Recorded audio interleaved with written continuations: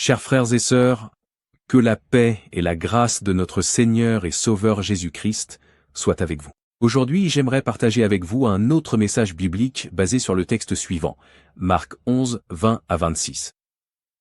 Si vous n'avez pas écouté le premier sermon de cette série, veuillez revenir en arrière et écouter la fondation d'une prière efficace, la foi en Dieu, et le premier obstacle à la prière, le doute. De même, si vous n'avez pas écouté le deuxième sermon de cette série, veuillez revenir en arrière et écouter le deuxième et le troisième obstacle à la prière, le refus de pardonner et le péché non confessé. Aujourd'hui, nous allons étudier ensemble le quatrième et dernier obstacle à la prière. Des motivations contraires à la volonté de Dieu. Sujet, la prière. Thème, les obstacles à la prière. Titre, la prière de la foi. Comment enlever les obstacles qui empêchent nos prières d'être exaucées? Objectif du message. À la fin de ce message, chaque croyant sera capable de reconnaître les obstacles qui empêchent ses prières d'être exaucées, de les enlever par la grâce de Dieu, et de développer une vie de prière caractérisée par la foi, la sainteté, le pardon et une soumission totale à la volonté du Seigneur. Nous avons identifié 3 grands obstacles à la prière, le doute, le refus de pardonner et le péché non confessé. Mais Jésus et les apôtres révèlent un 4e obstacle souvent négligé. Il est possible de croire, il est possible de pardonner, et il est possible de vivre dans la repentance, et pourtant de voir certaines prières rester sans réponse. Pourquoi? Parce que parfois le problème ne réside ni dans notre foi, ni dans notre comportement, mais dans la motivation même de notre demande. Le 4e obstacle à la prière, des motivations contraires à la volonté de Dieu. Vous demandez, et vous ne recevez pas, parce que vous demandez mal, dans le but de satisfaire vos passions. Jacques 4, 3. Nous avons auprès de lui cette assurance, que si nous demandons quelque chose selon sa volonté, il nous écoute. 1 Jean 5, 14. Introduction. Après avoir étudié le doute, le refus de pardonner et le péché non confessé, nous arrivons maintenant à un obstacle plus subtil, plus difficile à discerner, mais tout aussi réel, des motivations contraires à la volonté de Dieu. Cet obstacle est particulièrement dangereux, car il peut se cacher derrière des prières apparemment légitimes.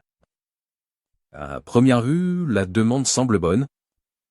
Les mots paraissent spirituels, la prière semble sincère. Pourtant, Dieu, qui sonde les cœurs, voit ce que les hommes ne voient pas. La véritable motivation cachée derrière la demande. Nous regardons les mots. Dieu regarde le cœur.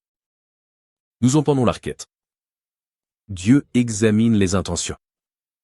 C'est pourquoi certaines prières ne reçoivent pas la réponse que nous attendons. Le problème ne réside pas toujours dans ce que nous demandons. Le problème se trouve parfois dans la raison pour laquelle nous le demandons. Premièrement, Dieu regarde le cœur. Lorsque le prophète Samuel fut envoyé pour choisir le futur roi d'Israël, il fut impressionné par l'apparence des fils de Jessé. Mais Dieu lui dit, « L'Éternel ne considère pas ce que l'homme considère. L'homme regarde à l'apparence, mais l'Éternel regarde au cœur. » 1 Samuel 16. Cette vérité s'applique tout autant à la prière. Quand nous prions, Dieu n'écoute pas seulement nos paroles. Il examine nos motivations. Pourquoi désirons-nous cette bénédiction? Pourquoi cherchons-nous cette promotion? Pourquoi voulons-nous cette guérison? Pourquoi désirons-nous cette prospérité? Pourquoi demandons-nous cette porte ouverte? Pourquoi cherchons-nous ce succès? Derrière chaque demande se cache une motivation, et Dieu l'évalue. Deuxièmement, le problème dénoncé par Jacques. Jacques écrit, « Vous demandez et vous ne recevez pas, parce que vous demandez mal. » Le problème n'est donc pas l'absence de prière. Ces croyants priaient. Ils demandaient. Ils cherchaient. Ils frappaient à la porte, mais leur motivation était mauvaise. Jacques ajoute, dans le but de satisfaire vos passions. Le mot grec doxan, H-E accent aigu donnait, utilisé ici, évoque des plaisirs égoïstes, des désirs centrés sur soi-même. En d'autres termes, ils voulaient utiliser Dieu pour satisfaire leurs ambitions personnelles. Ils recherchaient les bénédictions sans rechercher le Dieu qui bénit. Ils désiraient les dons plus que le donateur. Ils voulaient que Dieu serve leurs projets, au lieu de chercher à servir les projets de Dieu. Comme cette tentation reste d'actualité. Troisièmement, des prières centrées sur soi ou des prières centrées sur Dieu. Toute vraie prière se situe entre deux centres possibles, soi-même ou Dieu. La question fondamentale est donc, qui est au centre de ma demande? Est-ce ma gloire? Mon confort? Ma réputation? Mon intérêt personnel? Ou est-ce la gloire de Dieu? L'avancement de son royaume? L'accomplissement de sa volonté? Jésus nous a laissé l'exemple parfait lorsqu'il a enseigné à ses disciples. Que ton nom soit sanctifié. Que ton règne vienne. Que ta volonté soit faite. Matthieu 6, 9 à 10. Remarquez l'ordre. Avant de parler de nos besoins, Jésus parle de Dieu. Avant le pain quotidien, avant la délivrance, avant le pardon, vient d'abord la gloire de Dieu, la volonté de Dieu, le royaume de Dieu. Le chrétien mûr apprend à prier, « Seigneur, non pas ce que je veux, mais ce que tu veux. » Quatrièmement, l'exemple de Salomon. L'un des plus beaux exemples d'une motivation juste se trouve dans la vie de Salomon. Lorsque Dieu lui apparut à Gabaon, il lui dit « Demande ce que tu veux que je te donne. » Premier livre des rois, chapitre 3, verset 5. Quelle opportunité extraordinaire! Salomon aurait pu demander la richesse, une longue vie, la victoire sur ses ennemis ou un pouvoir illimité, mais il a demandé « Donne à ton serviteur un cœur intelligent pour juger ton peuple. » Pourquoi Dieu a-t-il été si satisfait de cette demande? Parce qu'elle n'était pas motivée par l'égoïsme. Salomon a cherché d'abord à accomplir la mission que Dieu lui avait confiée. Alors Dieu lui a accordé non seulement la sagesse, mais aussi des richesses et des honneurs exceptionnels. Lorsque nous cherchons d'abord les intérêts de Dieu, Dieu prend soin de nos intérêts. 5. L'exemple de Jésus à Gethsémane. Le plus grand modèle reste notre Seigneur Jésus-Christ. Au jardin de Gethsémane, l'heure de la croix approche. La souffrance qui l'attend est indescriptible. Son âme est saisie d'angoisse. Puis il prie. « Mon Père, s'il est possible, que cette coupe s'éloigne de moi. Toutefois, non pas ce que je veux, mais ce que tu veux. » Matthieu 26, verset 39. Quelle soumission parfaite! Jésus exprime son désir humain, mais il place ce désir sous l'autorité de la volonté du Père. C'est là le sommet de la prière. La vraie foi n'impose pas sa volonté à Dieu. La vraie foi se soumet à la volonté de Dieu. Sixièmement, comment savoir si ma prière est conforme à la volonté de Dieu? La volonté de Dieu n'est pas un mystère inaccessible. Dieu nous l'a révélé dans sa parole. Une prière conforme à la volonté de Dieu respecte toujours les principes bibliques. Dieu n'exaucera jamais favorablement une demande qui contredit sa parole. Par exemple, Dieu ne bénira jamais la fraude. Dieu ne favorisera jamais l'immoralité. Dieu n'approuvera jamais la vengeance personnelle. Dieu ne soutiendra jamais la rébellion contre ses commandements. La volonté de Dieu est toujours en harmonie avec son caractère. Septièmement, les motivations erronées les plus courantes. La recherche de la gloire personnelle. Certaines personnes veulent réussir pour être admirées. Elles veulent être vues. Elles veulent être applaudies. Mais Dieu ne partage sa gloire avec personne. L'amour de l'argent. L'argent n'est pas mauvais en soi, mais lorsqu'il devient une idole, il corrompt les motivations. Il se peut que nous demandions une bénédiction financière simplement pour satisfaire notre cupidité. C'est le désir de dominer les autres. Parfois, nous recherchons un poste ou une promotion afin d'exercer du pouvoir sur les autres. Dieu connaît ses intentions cachées. D. Le confort avant le royaume. Nous pouvons demander à Dieu d'enlever une épreuve alors qu'il veut l'utiliser pour nous transformer. Notre priorité devient notre confort. La priorité de Dieu reste notre croissance spirituelle. 8. Les prières auxquelles Dieu aime répondre. Dieu prend plaisir à répondre aux prières qui recherchent sa gloire, que ton nom soit sanctifié, son royaume, que ta règne vienne, sa volonté, que ta volonté soit faite, le salut des âmes, la croissance spirituelle, la sagesse, la sainteté et l'avancement de l'Évangile. Lorsque nos désirs s'alignent sur ceux de Dieu, nos prières deviennent puissantes. 9. Le secret d'une prière efficace. L'apôtre Jean nous donne un principe merveilleux. Si nous demandons quelque chose selon sa volonté, il nous écoute. Premier épître de Jean, chapitre 5, verset 14. Oh, quel réconfort! Nous n'avons pas besoin de convaincre Dieu. Nous n'avons pas besoin de le manipuler. Nous n'avons pas besoin de le forcer à agir. Notre responsabilité est de nous aligner sur sa volonté. Quand un bateau oriente ses voiles dans la bonne direction, il profite pleinement du vent. De la même manière, lorsque nos prières sont en accord avec la volonté divine, elles avancent avec la puissance du souffle de Dieu. Application pratique. Mes frères et sœurs, avant de demander à Dieu « Seigneur, exauce ma prière », posons-nous d'abord une autre question. Pourquoi est-ce que je désire vraiment cette chose? Si Dieu exauçait toutes vos prières aujourd'hui, qui recevrait la gloire? Vous ou lui? Votre confort ou son royaume? Votre réputation ou son nom? Examinez vos motivations devant Dieu. Laissez le Saint-Esprit sonder votre cœur, et si nécessaire, priez comme David l'a fait. Sonde-moi, ô Dieu, et connais mon cœur. Éprouve-moi et connais mes pensées. Regarde si je suis sur une mauvaise voie, et conduis-moi sur la voie de l'éternité. Psaume 139, versets 23 à 24. Conclusion générale. La prière de la foi. Ôtez les obstacles à l'exaucement de la prière. Texte principal. Marc 11, versets 22 à 26. Jésus leur répondit, « Ayez foi en Dieu. » Marc 11, verset 22. Récapitulation du message. Bien-aimés dans le Seigneur, nous arrivons à la fin de cette série. Au début de notre étude, nous avons accompagné Jésus et ses disciples jusqu'à Sphidié et desséché. Pierre était stupéfait, les disciples étaient étonnés. Mais Jésus a utilisé ce miracle pour leur enseigner une vérité bien plus profonde que le miracle lui-même. Le secret de la vie chrétienne ne réside pas dans les miracles, mais dans la foi en Dieu. Tout au long de ce message, nous avons découvert que Dieu reste un Dieu qui entend et exauce la prière. Son bras n'est pas raccourci. Son oreille n'est pas devenue sourde. Son amour n'a pas diminué. Sa puissance n'a pas changé. Le problème ne vient jamais de Dieu. Lorsque nos prières restent sans réponse, il est sage de nous examiner à la lumière de sa parole. Nous avons identifié 4 grands obstacles qui peuvent empêcher nos prières d'être exaucées. Premier obstacle, le doute. Nous avons appris que la foi est le fondement de toute prière efficace.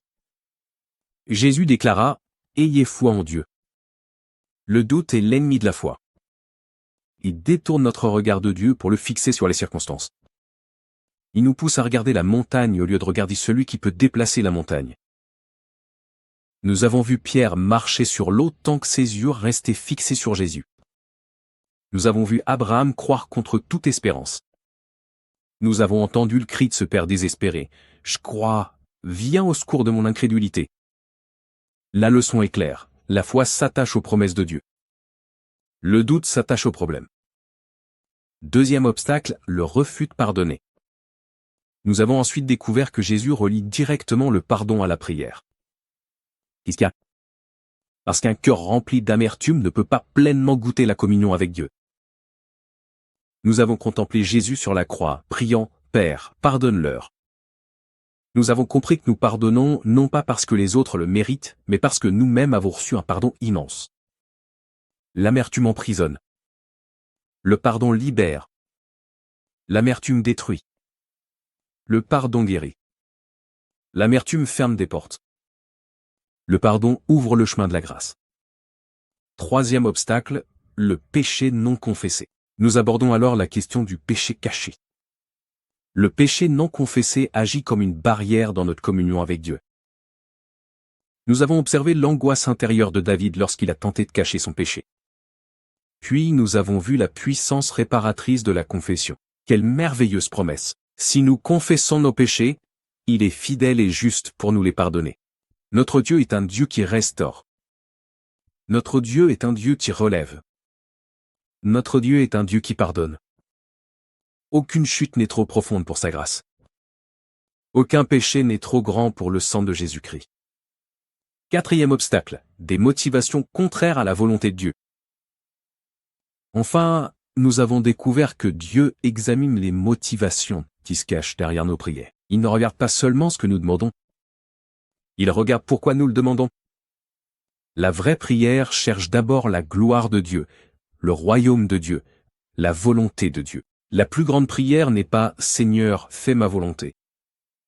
La plus grande prière, c'est « Seigneur, que ta volonté soit faite ». Le grand appel de Jésus. À la fin de cette étude, une vérité ressort clairement. Jésus ne nous a pas donné ses enseignements pour nous décourager. Il ne les a pas donnés pour nous condamner. Il les a donnés pour nous conduire à une vie de prière plus profonde. Il nous montre les obstacles, non pas pour nous faire honte, mais pour nous aider à les enlever. Imaginez un voyageur qui rencontre plusieurs pierres sur le chemin menant à une source d'eau vive. Le problème ne vient pas de la source. La source coule toujours. Le problème vient des obstacles qui bloquent le passage. De la même manière, la grâce de Dieu continue de couler. L'amour de Dieu demeure intact. La puissance de Dieu est toujours disponible. Mais certains obstacles peuvent empêcher cette grâce de couler librement dans notre vie. Aujourd'hui, le Seigneur nous invite à enlever ces obstacles. Un examen personnel devant Dieu. Avant de conclure ce message, permettez-moi de vous poser 4 questions. Ne répondez pas à votre voisin. Ne répondez pas à votre famille. Répondez honnêtement devant Dieu. Première question. Y a-t-il du doute dans mon cœur? Ai-je cessé de croire à certaines promesses de Dieu? Ai-je laissé les circonstances devenir plus grandes que mon Seigneur? Deuxième question. Y a-t-il quelqu'un que je refuse encore de pardonner? Une blessure? Une offense? Une injustice? Une rancune cachée? Troisième question. Y a-t-il un péché que j'essaie de cacher? Une habitude secrète? Une désobéissance persistante? Un domaine de ma vie que je refuse d'abandonner à Dieu? Quatrième question. Mes motivations sont-elles pures? Est-ce vraiment la gloire de Dieu que je recherche? Ou est-ce simplement mon propre intérêt personnel? L'invitation du Seigneur. Si le Saint-Esprit vous a parlé aujourd'hui, ne résistez pas à sa voix. Si tu doutes, reviens à la foi. Si tu gardes de l'amertume, choisis de pardonner. Si tu caches un péché, confesse-le au Seigneur et renonce-y. Si tes motivations sont impures, remets-les entre ses mains. La bonne nouvelle de l'Évangile, c'est que Jésus-Christ est capable de restaurer ce que le péché a détruit. Le sang qui a coulé au calvaire a encore aujourd'hui le pouvoir de purifier, de pardonner, de guérir et de renouveler. L'illustration finale. Souvenons-nous de l'illustration qui a ouvert cette série de messages. Le combat du pasteur Albert n'était pas une lutte contre le diable. Ce n'était pas un combat contre les hommes. C'était une bataille entre la foi et la peur, entre l'obéissance et le raisonnement humain, entre la confiance et le doute.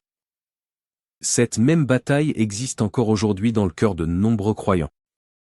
Mais lorsque la foi triomphe, Dieu est glorifié. Quand l'obéissance triomphe, Dieu agit. Lorsque nous faisons confiance au Seigneur, nous découvrons qu'il est infiniment plus fidèle que nous ne l'avions imaginé. Exhortation finale. Mes frères et sœurs, Dieu cherche encore aujourd'hui des hommes et des femmes qui croient en sa parole, des hommes et des femmes qui pardonnent, des hommes et des femmes qui marchent dans la lumière, des hommes et des femmes dont les désirs sont alignés sur sa volonté. Des hommes et des femmes qui savent se tenir devant son trône avec assurance. Que chacun de nous termine l'écoute de ce message en prenant cette résolution. Je veux être un homme de prière. Je veux être une femme de prière. Je veux ôter tout obstacle qui se dresse entre Dieu et moi. Je veux vivre la prière de la foi. Alors nous verrons s'accomplir dans notre vie la promesse de notre Seigneur. Tout ce que vous demanderez avec foi par la prière, vous le recevrez. Matthieu 21-22. Prière finale. Père Céleste, nous te remercions pour ta parole. Merci parce que tu es un Dieu qui entend la prière. Examine nos cœurs en cet instant. Si nous doutons, fortifie notre foi. Si nous refusons de pardonner, donne-nous un cœur semblable à celui de Jésus. Si le péché se cache dans nos vies, accorde-nous la grâce d'une repentance sincère. Purifie nos motivations afin que nous recherchions avant tout ta gloire et l'avancement de ton royaume. Fais-nous des hommes et des femmes de prière. Apprends-nous à vivre dans la foi, dans l'obéissance et dans la communion avec toi. Et que toute la gloire revienne à ton nom. Au nom précieux de Jésus-Christ, nous prions. Amen.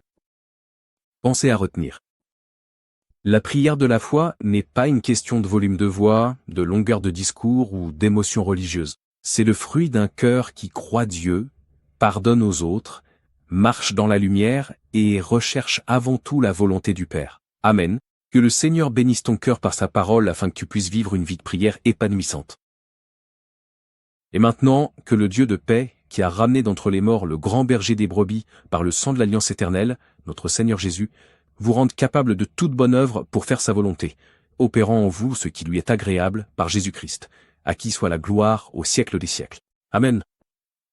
Si ce message t'a béni, aime cette vidéo, abonne-toi pour recevoir des messages bibliques chaque semaine, partage-la avec un ami ou un proche, et laisse un commentaire ci-dessous. D'ici la prochaine fois, que le Seigneur te bénisse abondamment.